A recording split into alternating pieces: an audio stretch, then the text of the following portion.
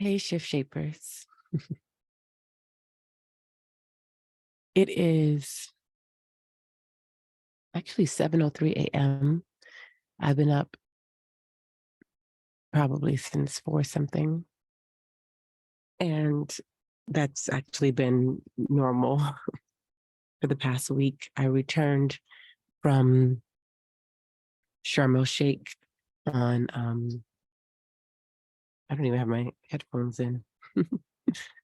I returned from Sharm el-Sheikh from my first Hoda Sacred retreat at the Red Sea on Tuesday.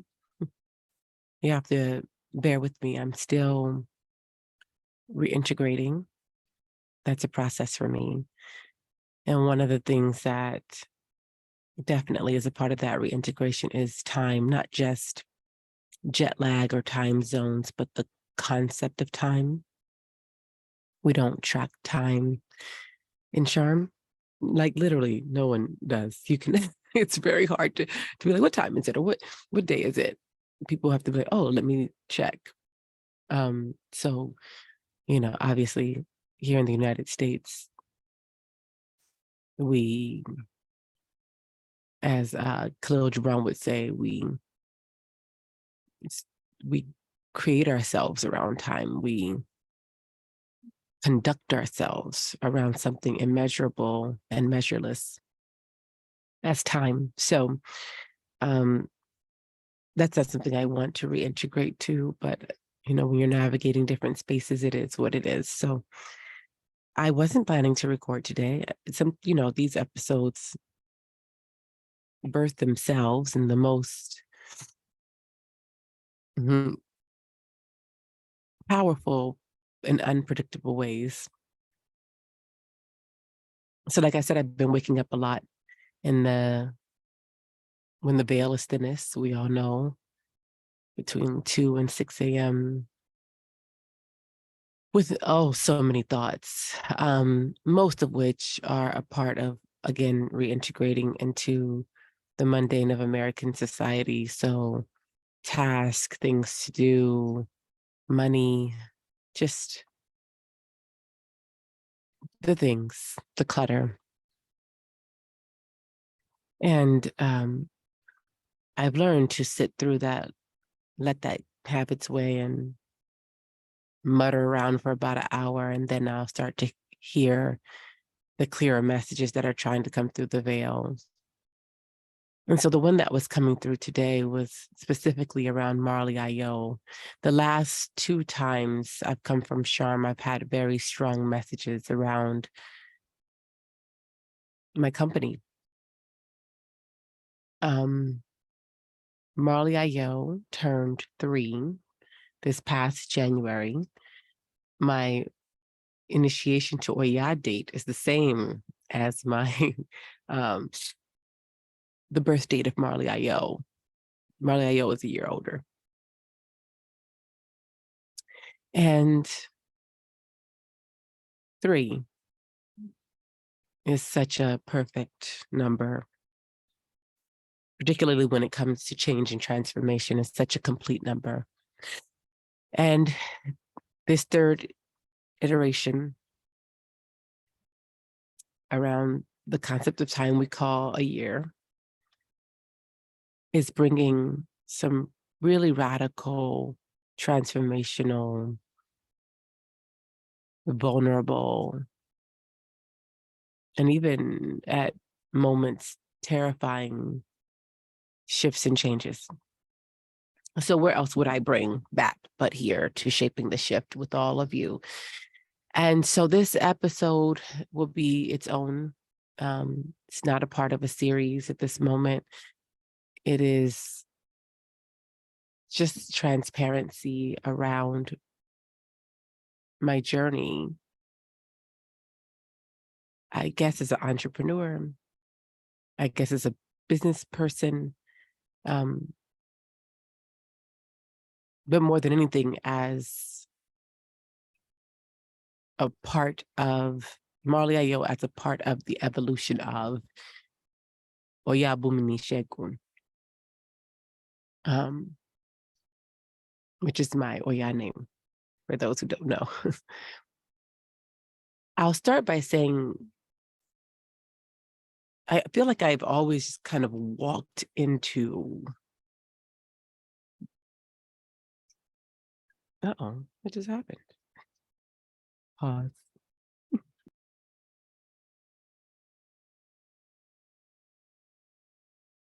Sorry about that. One will pick up from here if you're watching this. The lights went out. So as I was saying, I'll start by saying that I feel like I always just sort of walked into business. It took a very long time for me to see myself or apply the label of entrepreneur to myself, business, all those things. My whole system's like restarting right now. To get started, use the Google Home app on a phone or tablet. This is just. By the way, the mic's off. To turn it back on, slide the switch on the back of this device. What the hell's going on? I wonder if I can turn the heat back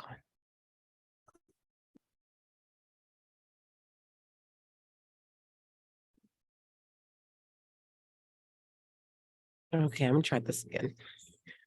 And I'm not editing this because you'll know more why as I finish this episode. Okay, but one, you can edit this out. Absolutely. Okay, here we go.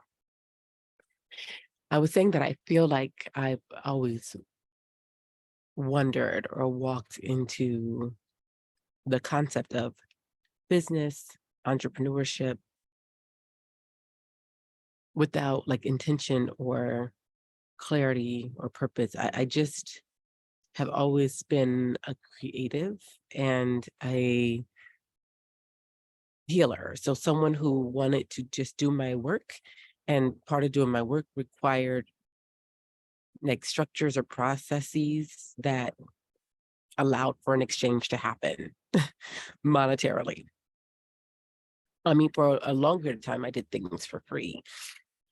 I don't know that I was actively avoiding the business entrepreneurial piece of it. It was just more so I wanted to do the things that I wanted to do without any barriers. However, I did learn over time that the exchange of money, which is a shame, is rather important to how people, at least in a lot of Western societies in America, value the thing that you're offering them, right? So I could offer people workshops, I could offer people poems and all kind of things, but if there wasn't a monetary exchange, the chances were they weren't going to hold it sacred. They weren't going to value it. And sometimes they would, but that was a risk. And for many years I did that. And many years I believe I was impactful, but I can definitely acknowledge that aligning a bit with how this place values and expresses value through money has always been tricky for me. Always been a difficult thing for me to measure. Initially, because I didn't know how to measure my own worth. I didn't know how to measure my own impact, my own power. I just wanted to do the thing, give the thing. I didn't know how to quantify that. I still struggle with that. If I'm doing a poem for someone at their wedding, how much do you charge for that? If I was, holding a workshop for youth or women's empowerment, like, I don't know what that costs. And part of that was feeling like help should be free, love should be free, resources should be free.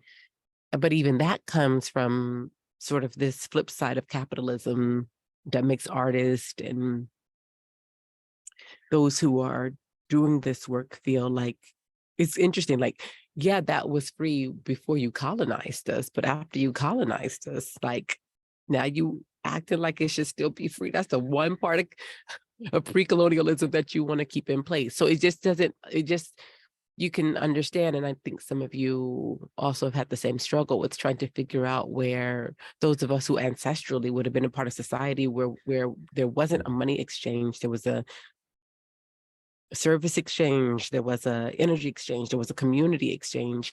And so there didn't have to necessarily be a money metric unless we were talking about a product exchange, like, I built this thing for you, or I made these wares for you.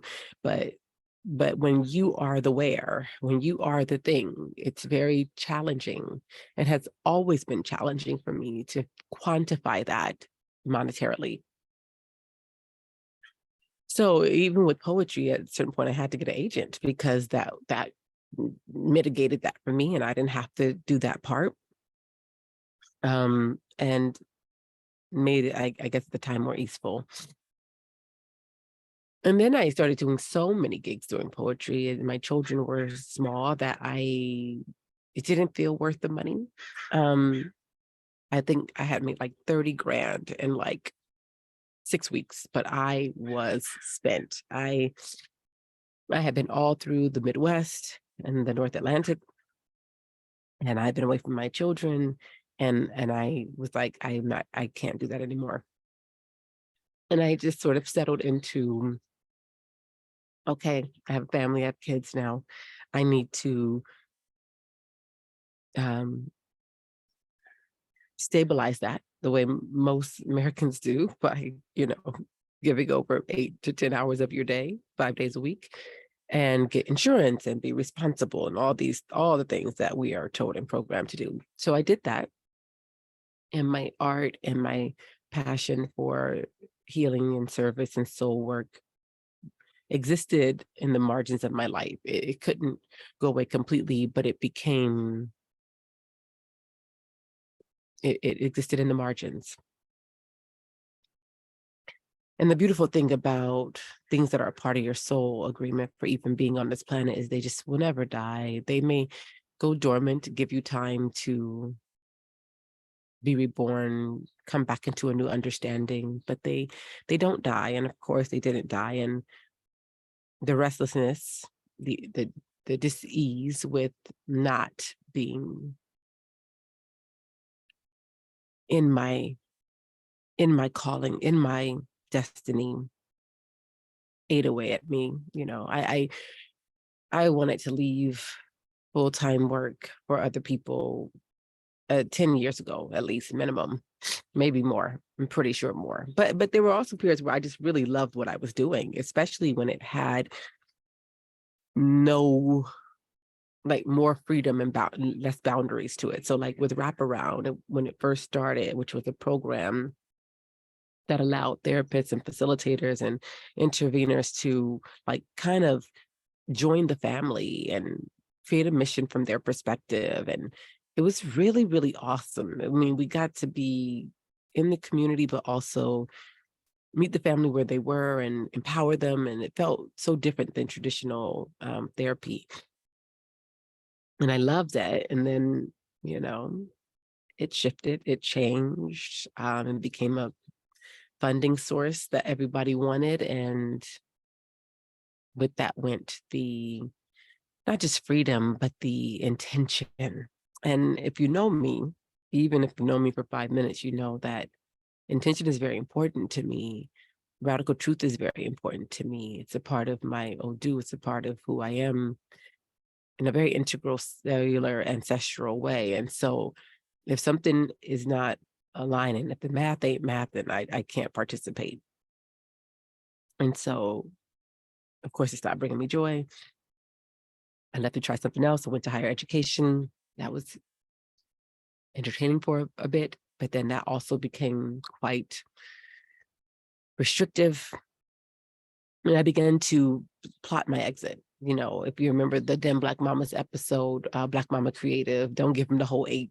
You've heard this before about how I began to inch time back into my life by taking an hour here to write something or work on a poem or work on a novel, or just creating the margins. And I did that. I did that for several years up until 2000.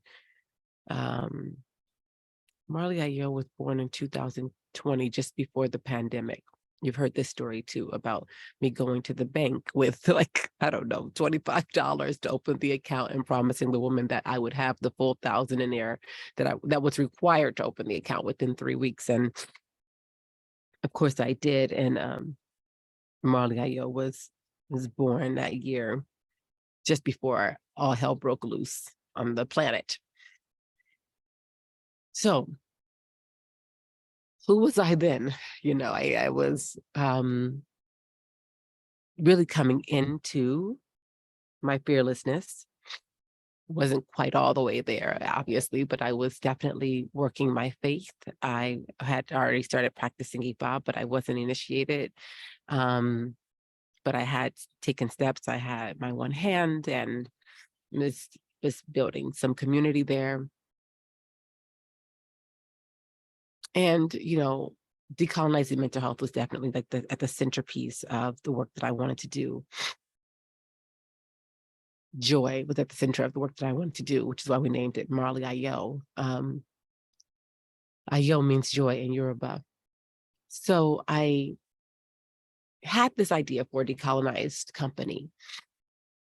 Even when I saw Black models of companies or Black people at the head of their company, the model seemed to still be a white male model.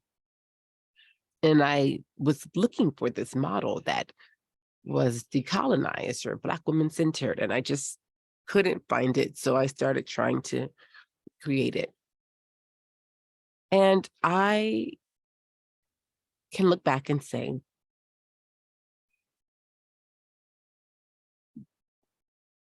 we definitely have defined and laid some strong foundations for what it means to run and establish a decolonized company. But it definitely was trial by fire, and trial by error, because in the beginning, that kind of meant don't do what white people would do. That's like the grand sum of it, right? Don't colonize anybody. And so that looked a little nebulous for sure. Like the boundaries were really challenging for me in the beginning. The first year, at least, about what it looked like to have people work for me, how I wanted people to be in community with me. I wasn't a fully recovered people pleaser at that time. So there was still this desire to be, likable. There was still a desire for them not to feel like I was exerting power over them. There was a lot of consideration for feelings and emotions that had nothing to do with the job itself. And in many ways, I set myself up to be a therapist within my business. And I use my therapist's mind to hire. I use my therapist's mind to keep people hired. I use my therapist's mind to justify many, many decisions around personnel that, looking back, was problematic. And it was problematic because you can't be their therapist and their boss. And I wasn't comfortable with hierarchy.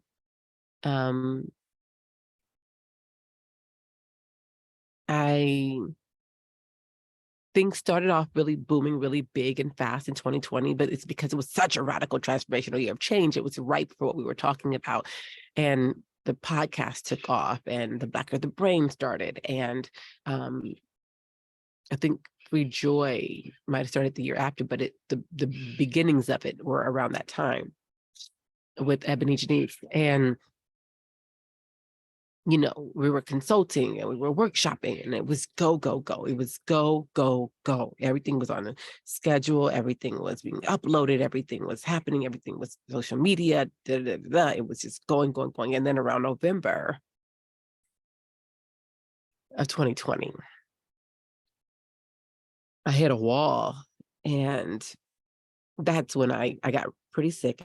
It wasn't COVID, but I did get sick, and I was in the bathtub when I was sitting there pouting, like I didn't write a single thing. I didn't create a single thing. I mean, I created things, but I didn't write. I didn't do any creative writing, and I love to write. Um, and I was pouting about it, and my ancestors were like, "We didn't tell you not to write," as ancestors will tend to do. And they were right. I had leaned so hard into this other side that I had just no balance with my creativity. And that's when, over the next 30 days from that point, we wrote Blood and Bahareke together, me and my ancestors. And then 2021 came, and it was supposed to be an even bigger year than 2020 because because because of course that's how it should go, right? Like, of course the next year should be even bigger than the year before. That just makes sense. And so there were plans for a big website. There were plans for a big launch for Blood and Bahareke. We did the book, you all remember the the um the altar boxes, which were so intentionally done. And what I can say with such great pride and certainty is that everything we created was with such intention and heart and dedication. I can look back at every single thing that we have produced over the last 3 years and be so fucking proud. We didn't cut any corners. We we made it happen over and over and over again. And I love that. I don't love for myself that I didn't get to sit in it longer or enjoy it before the next thing was coming off the conveyor belt. I wish that for myself. And around June 2021, when everything that should have been like pop, pop, pop, pop, pop was like fizzle, fizzle, fizzle, fizzle, fizzle. And I hit another wall. Most of this time, what I didn't realize is that a lot of what had been sustaining Marleyayo was my gigs. Gigs where Thea Monye was hired to do a thing. Everything was me dependent. There was no way I could not be present and the money come in. There was no channels for money, ashe, which is blood flow for a company, to come in. So everything was dependent on my presence. Now, it's important to note that I am still a mother of 3 teenage girls during this time. This whole time, I'm a mother of teenage girls. I'm married. I have a family. I'm still working part-time at a college. I mean, there's that never, ever, ever stopped. For periods during that time, we were very dependent on my income. And so there was huge, huge responsibility in my everyday life. And then there was huge, huge responsibility in my company life. And I still wasn't comfortable yet with that monetizing part. Like, how much am I worth? How much is this worth? How much can they pay? How much should I ask for? Like, that was still a very uncomfortable conversation for me. And so I never thought about it at the time till about a year later. I realized that that was all me dependent. And I was also nursing some heartache over some of the personnel changes because I had poor boundaries. I was overly attached, overly enmeshed, just dealing with my own shit around letting people go, how to let people go, when it's time to let people go, what's working, what's not working. I lost a tremendous amount of money holding on to folks longer than I should have because I struggled to hold them accountable. And I saw I saw certain aspects of business as white supremacy. And so I did not appropriately hold people accountable. And that's expensive. And again, this was all really being sourced from my gigs. So I was working double time. And really that meant Marleyayo really wasn't making money as a company. I was still the basically like a sole proprietor LLC type of situation. So,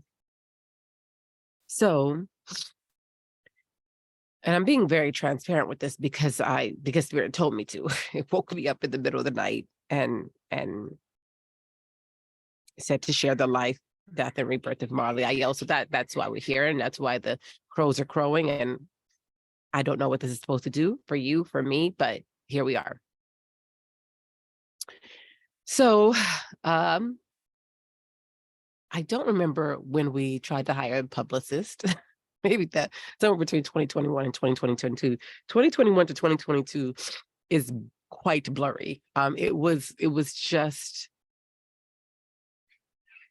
a series of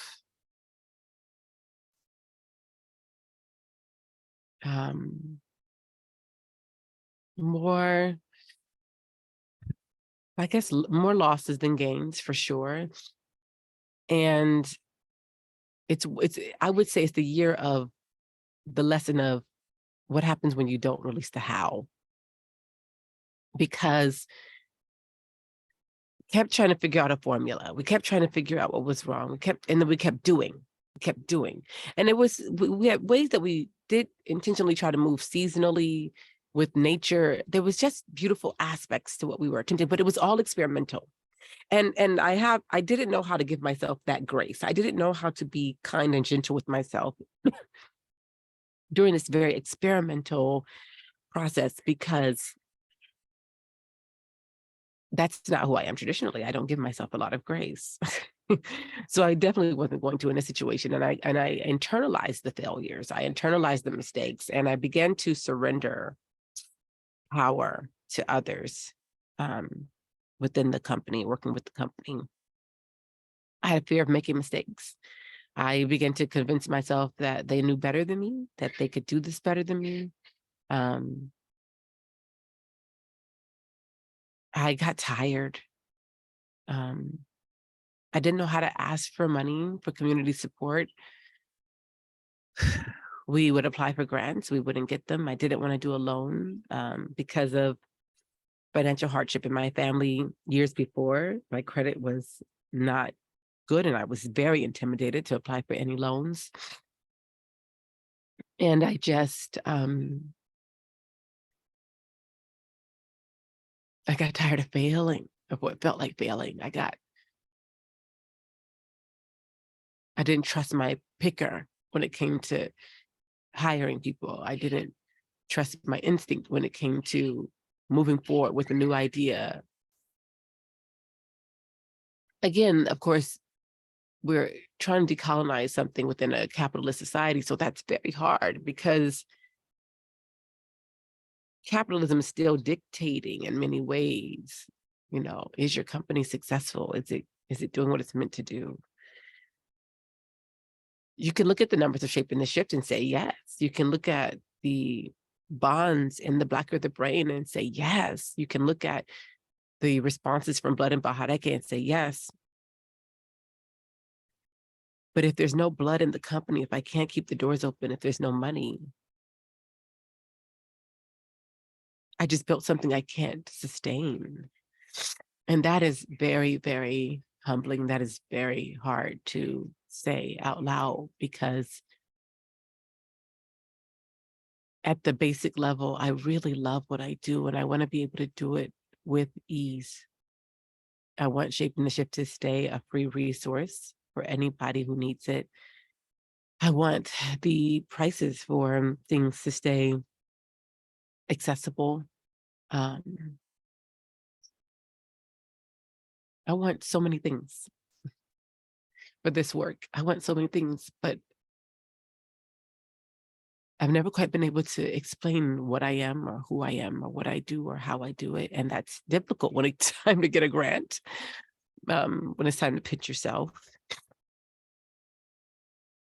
And I would say we've definitely been experiencing a slow death.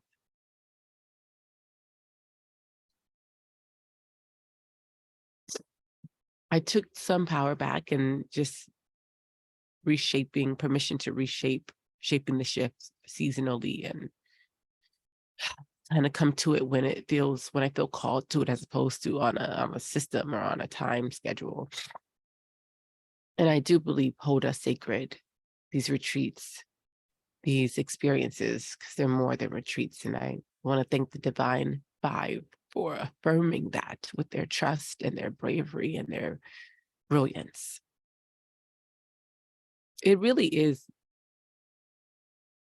that recent experience that's made me very clear. And even like I said, it was teased up for me in September when I came back from Sharm. Spirit said, you need to go back and take control of your company. It's your company. I love using we and us, but the truth is it's mine. And it has to be mine because it has to belong to Oya to do the work that it's meant to do in the world, to take flight. And so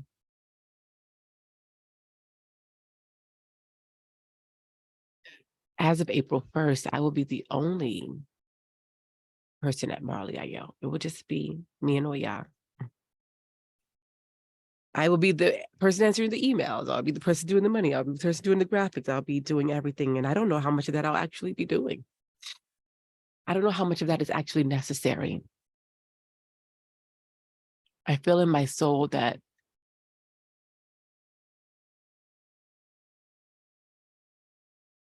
although it was good and experimental and healthy to build out processes and structures and containers for this work, the truth is it's undefinable and it's often inexplicable and can't be contained, and the structures will continue to be knocked down. It's less of a structure and more of a flow, a way of existing, a vortex, a portal, a channel. And I realize now it's most powerful when I am at the center of it. I'll share with you actually better than I can recall it, what I wrote immediately when I woke up this morning, which led to me recording this.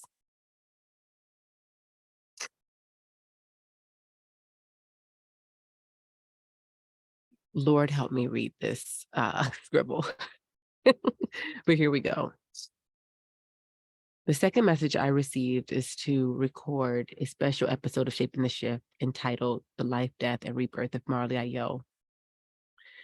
I am not sure what will flow from me, but it feels best to be transparent about this part of my life and journey. Who is Marleyayo?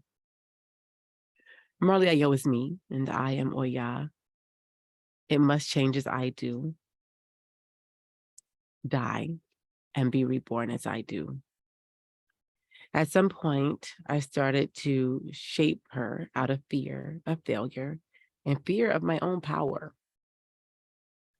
and to try to put that power in the hands of others. I have learned that this Ashe, this power I was born with that Oya gives me, and I inherited from my ancestors, is non-transferable. There is only one seat at this table. And this table is one of service to the world. It exists at the intersections of mind, soul, and body, of life, death, and rebirth, fear and love, faith and insanity. It is a table you must be willing to bleed for, a table you can only inherit. My life is often exhilarating because it is terrifying. It has no blueprint and it fits no construct. This is often how we would define freedom. But everything has its light and shadow. True freedom requires an intense amount of struggle, sacrifice, and truth and character. Why? So that we don't abuse it. So that you always remember the line between freedom and chaos is blurry at best. So you must tether yourself to a source, an anchor. Anchor yourself with something unchangeable like joy or love or Oya. So who is Marleyayo? She's me. And what I have learned is I am a container for change and transformation, life, death, and rebirth. I am the first earth to hold the first water. I am ancient. I am fertile. I am also inexplicable and impossible to duplicate. I am not fearless, but I am brave. And I am so soft, really. But that makes me unbreakable. I am alone often, except when I am not. I am complete yet unfinished. I am all mine, and somehow I'm still all yours. My name is Oyabumini Shegun. Oya gives me victory over everything. I don't know what Marleyayo will look like over the course of the next 3 years, but I am certain that victory is mine.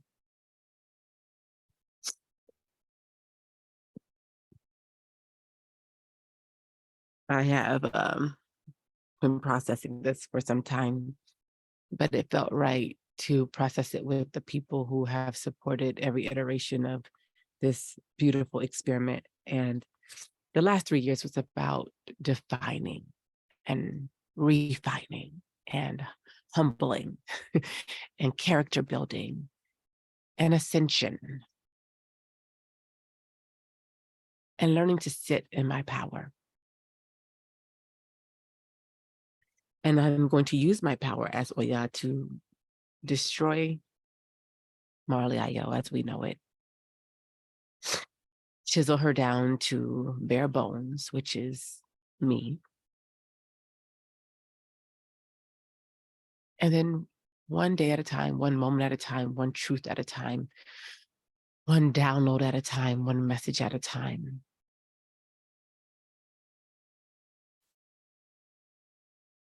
Watch her evolve. So what does that look like? I don't know.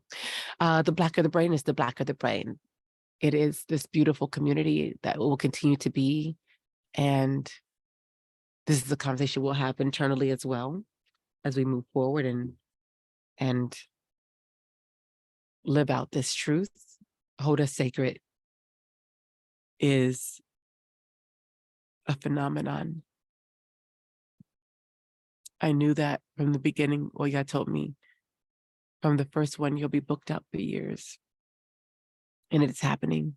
And I love it. And it is really the life source for this change and transformation. And so I'm grateful. Shaping the ship will continue to be our mouth. It will continue to be my mouth, an extension of the messages Oya wants to share with the world. And Bahareke will exist beyond me. It will be here when I die, on and on and on your shelves, hopefully in your conversations. It makes me immortal. So April 1st, we start again. We dive into the unknown, which we've done many times before, but this time we are tethered. This time we're in full power. And I realized I was never the source.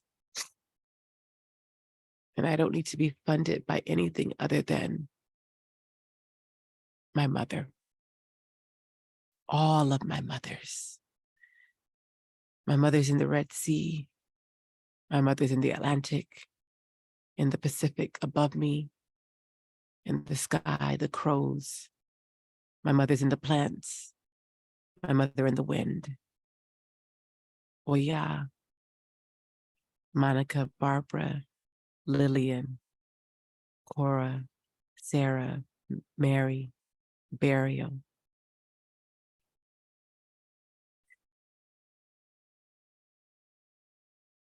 my mother's source me.